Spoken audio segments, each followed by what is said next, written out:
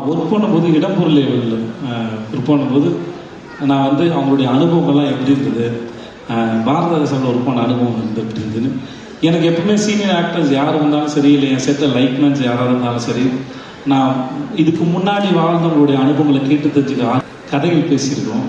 ரொம்ப க்யூட்டான ஆள், அவ்வளோ பியூட்டிஃபுல்லான பர்சனாலிட்டி. நீங்கள் உங்கள் உள்ளமும் புறமும் மிகவும் அழகு. நீங்கள் வாழ்க்கை நீங்கள் நன்றி.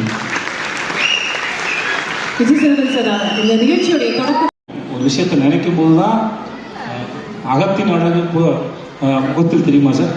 அகத்தின் அழகு முகத்தில் தெரியுன்ற மாதிரி அகத்தில் நினைச்சாதான் முகத்தில் தெரியும். ஆனால் ரொம்ப அழகான மனுஷியா, கோவக்கார மனுஷியா, சிறுசுகள் மூஞ்சியா, கஞ்சத்தனமா, கன்னிங் பர்சனாலிட்டி எதுனாலும் இவங்க ஒரு நொடியில் அப்படி போயிட்டு அப்படி வந்துடுறாங்க. அது வந்து அது ஒரு பிரமாதம். அது வந்து எல்லாருக்கும் வாய்க்கிற ஒரு பாக்கியமாக நான் நினைக்கல. நானே வந்து சின்ன வயசில் பார்க்கும்போது அற்புதம். நீங்கள் வாழ்க்கை நல்லா இருக்கீங்க, நல்லா இருக்கீங்க, நல்லா இருக்கீங்க. Happy birthday. வாழ்த்த வயது இல்லைனாலும் நான் வாழ்த்துறேன். வாழ்க்கை நீங்கள் நல்லா இருக்கீங்க. நானும் பிறந்து 45 வருஷம் ஆச்சு. இண்டஸ்ட்ரி 45 வருஷம், 2 பேரும் ஒரே வயசு தான் எனக்கு தெரிஞ்ச வரைக்கும். ரொம்ப அழகாக இருக்கீங்க எல்லாத்தையும்,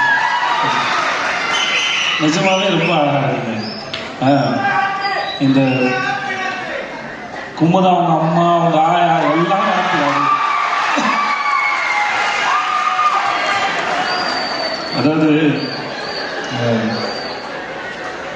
நீங்கள் ரொம்ப அழகாக ரசித்து நேசித்து வாழ்ந்துருக்கீங்கிறது இங்கே வந்து உங்களை பற்றி பேசின அத்தனை பேருடைய வார்த்தைகளும் உதாரணம்.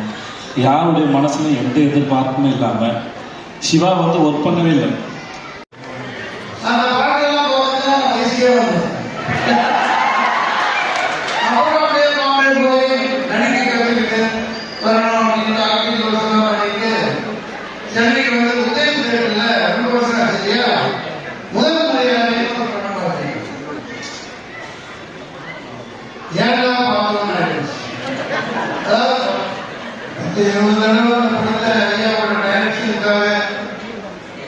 ஏகப்பட்ட ஆயிரக்கணக்கான போடுவதை